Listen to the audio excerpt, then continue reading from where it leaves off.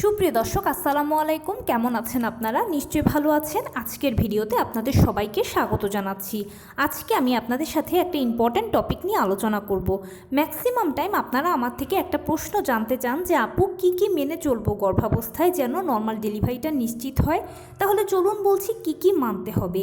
By the way, মূল ভিডিওতে যাওয়ার আগে একটা কথা বলি, আমি আমার চ্যানেলে pregnancy related, specially normal delivery related অনেক ইম্পর্ট্যান্ট তথ্য ভিডিও আকারে শেয়ার করে থাকি।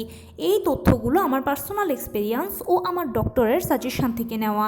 তাই আমার চ্যানেলটিকে যদি একবার আপনারা ভিজিট করেন তাহলে আপনারা আপনাদের প্রশ্নাতীত মনের অনেক প্রশ্নের উত্তর পেয়ে যেতে পারেন। আমন্ত্রণ জানাবো আমার চ্যানেলটিকে একবার ভিজিট করে দেখার জন্য। এবারে চলুন মূল আলোচনায় যাওয়া যাক। আমি শুরুতেই বলেছি আজকে আলোচনা করব কিভাবে কি মেনে চললে আপনি আপনার নর্মাল ডেলিভারিটাকে নিশ্চিত করতে পারবেন। দেখুন, আমরা সবাই জানি যে নর্মাল ডেলিভারিটা সিজারের তুলনায় খুব ভালো, কারণ সিজার হচ্ছে একটা ছোটোখাটো অপারেশনের আগে পরে বিভিন্ন ধরনের ঝুঁকি থাকে, বিভিন্ন ধরনের সাইড ইফেক্টস থাকে। কিন্তু নর্মাল ডেলিভারি এর সব কিছু থেকে সেফ ও সিকিওরড। নর্মাল ডেলিভারি পেশেন্টও সারা জীবনভর ভালো থাকেন। সব কিছু জেনে বুঝে আমরা নর্মাল ডেলিভারিকে পছন্দ করি। সন্তান জন্মদানের ক্ষেত্রে আমাদের অন্যতম পছন্দের পদ্ধতি হচ্ছে নর্মাল ডেলিভারি। এখন নর্মাল ডেলিভারি হলো একটা প্রাকৃতিক পদ্ধতি। জোর করে ডাক্তার দিয়ে ঔষধ খেয়ে টানা হেঁচড়া করে কোনো মতেই কিন্তু কিছু সম্ভব নয়। এখানে প্রথম থেকে শেষ পর্যন্ত প্রতিটি ধাপ প্রাকৃতিকভাবে শুরু হয়ে প্রাকৃতিকভাবেই শেষ হবে। সেই জন্য এটার জন্য আপনাকে প্রাকৃতিকভাবে প্রিপারেশান নিতে হবে, নিজেকে ন্যাচারালি প্রিপেয়ার করতে হবে। গর্ভাবস্থায় আপনাকে অবশ্যই এই 4-5টি কাজ করতে হবে, তাহলে ইনশাল্লাহ আপনার নর্মাল ডেলিভারি সুনিশ্চিত হবে। এটার জন্য কি করবেন? যখনই আপনি জানতে পারবেন যে আপনি কনসিভ করেছেন, ঠিক তখন থেকে আপনাকে আপনার লাইফস্টাইলে চেঞ্জ আনতে হবে। কি চেঞ্জ আনবেন? খুব ভোরবেলা ঘুম থেকে উঠবেন, এরপর 30 মিনিট হাঁটাচলা করবেন, কিছুক্ষণ বাটারফ্লাই স্টাইলে বসে থাকবেন। ছবিতে দেখানো স্টাইলটাই হচ্ছে বাটারফ্লাই স্টাইল। দুপুরবেলা খাবারের পরে 30 মিনিট হাঁটাচলা করবেন, কিছুক্ষণ বাটারফ্লাই স্টাইলে বসে থাকবেন। রাতের বেলা খাবারের পরে 30 মিনিট হাঁটাচলা করবেন, কিছুক্ষণ বাটারফ্লাই স্টাইলে বসে থাকবেন। সারাদিনে আপনি যেরকম কাজকর্ম করেন না কেন চেষ্টা করবেন টুকটাক কায়িক শ্রম করতে, আর অতি অবশ্যই লো কমেটটা ব্যবহার করবেন। প্রথম থেকে শেষ পর্যন্ত আপনি এই লাইফস্টাইলটা মেনটেন করবেন। এতে যে সুবিধাটা হবে, নর্মাল ডেলিভারির জন্য আমাদের প্রয়োজন হচ্ছে সবসময় বডি একটা এক্সারসাইজের ওপরে থাকা। এখন আপনি যদি নিয়মিত হাঁটাচলা করেন, কায়িক শ্রম করেন, লো কমেট ব্যবহার করেন, বাটারফ্লাই স্টাইলে বসে থাকেন, এই সব কিছু হচ্ছে ব্যায়াম। এই ব্যায়ামগুলো আপনাকে নর্মাল ডেলিভারির দিকে অনেকখানি ধাবিত করবে, অনেকখানি আপনার নর্মাল ডেলিভারিকে সুনিশ্চিত করবে। শুধু সেটা নয়, এর পাশাপাশি আপনার বডিকেও এটা নর্মাল ডেলিভারির জন্য প্রিপেয়ার করতে সহায়তা করবে। আপনার সময় মতো 9ম মাসের একেবারে শেষের দিকে যখনই ডেলিভারির সময় হবে, সেই সময় দেখবেন যে আপনার সময় মতো জরায়ুর মুখ খুলেছে, সময় মতো পেইন এসেছে এবং ডেলিভারিটা অনেক স্মুথ হয়ে গেছে। এর কারণ হচ্ছে কি, আপনার বডি যেহেতু সবসময় একটা ব্যায়ামের ওপর দিয়েছিল, তাই যে বডিটা ব্যায়ামের ওপরে থাকে সেই বডিটা যেই কোনো কিছু অনায়াসেই সুফ করে নিতে পারে। অনেকে আমাকে প্রশ্ন করেন যে নর্মাল ডেলিভারির জন্য কি আলাদা কোনো ব্যায়াম আছে? দেখুন, আপনি যদি নিজেকে সেফ রেখে, সিকিউর রেখে, যখন যেরকম যতটুকু ব্যায়াম আপনি পারেন বা জানেন যদি করতে পারেন তাহলে ভালো, আর যদি না পারেন তাহলে আমি যতটুকু বললাম এতটুকু যদি করেন এটা যথেষ্ট, এর বাইরে আর কিছু প্রয়োজন হয় না। দ্বিতীয় যে চেঞ্জটা করবেন সেটা হচ্ছে অবশ্যই আপনার খাদ্যদ্রব্যের মধ্যে পরিবর্তন আনবেন। আপনি নিয়মিত মাছ, মাংস, দুধ, ডিম, হলুদ ফলমূল, সবুজ শাকসবজি, লাল জাতীয় খাবার, ওমেগা 3 ফ্যাটি অ্যাসিড সমৃদ্ধ খাবার, প্রতিদিন কুসুম গরম 1 গ্লাস দুধ ও 2টো করে ডিম খাওয়ার কথা ভুললে চলবে না। এগুলো একেবারে কন্টিনিউ করবেন। সেই সাথে কলা, খেজুর, বাদামের মতো ফলগুলো খাবেন। ডাক্তারের দেওয়া আয়রন, ভিটামিন, ক্যালসিয়াম ওষুধগুলো খাবেন। আপনি নিশ্চিত করবেন যে সারাদিনে যেরকম খাবার খাচ্ছেন সকল ভিটামিন, মিনারেল, ক্যালসিয়ামগুলো যেন ঘুরে ফিরে আপনার বডিতে যায়, আপনার থেকে যেন বাচ্চা পায়। এটা অবশ্যই আপনাকেই সুনিশ্চিত করতে হবে। সেই জন্য নিজের জন্য নিজেই একটা ফুড চার্ট তৈরি করে নেবেন, যেভাবে আপনার সুযোগ হয় সুবিধা হয় সে মতে আপনি সেটা গ্রহণ করবেন। আর অতি অবশ্যই যে কোনো খাবার খাওয়ার সময় একটু গরম গরম খাবেন, কারণ কুসুম গরম খাবারগুলো অ্যামনিওটিক ফ্লুইডকে ধরে রাখতে সহায়তা করে।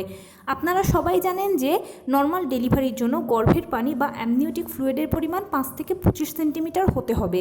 অনেকের দেখা যায় যে প্রথম থেকে ঠিক থাকে, কিন্তু শেষ পর্যায়ে গেলে এটা তারতম্য ঘটে, তখন আর নর্মাল ডেলিভারি হয় না।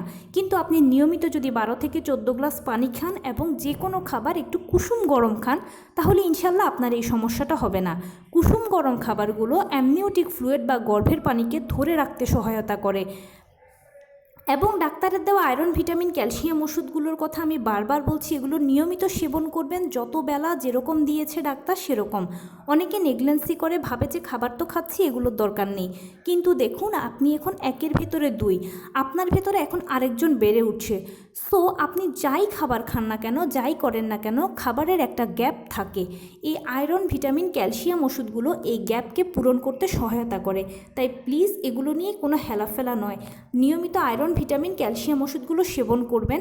এগুলো ডাক্তার আপনাকে অবশ্যই গর্ভকালীন অবস্থায় দেবে, এবং সেই সাথে এই জিনিসগুলো বা এই ওষুধগুলো আপনার বাচ্চাকে অনেক খারাপ অবস্থা থেকে বা বিকলাঙ্গ, জন্মগত সমস্যা এসবের থেকেও দূরে রাখতে সহায়তা করবে। তাই এগুলো নিয়মিত সেবন করবেন।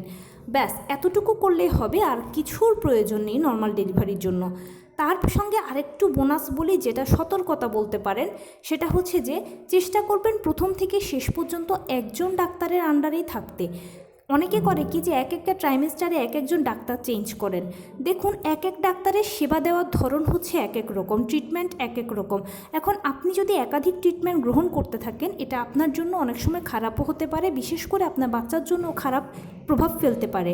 সেই জন্য প্রথম থেকে শেষ পর্যন্ত একজন ডাক্তারের আন্ডারে যদি থাকেন, তাহলে আপনি সবসময় তার নলেজে থাকতে পারলেন, ভালো মন্দ শেয়ার করতে পারলেন, তার মাধ্যমে ডেলিভারি করানো গেলে আপনার নিজেরই ভালো লাগবে।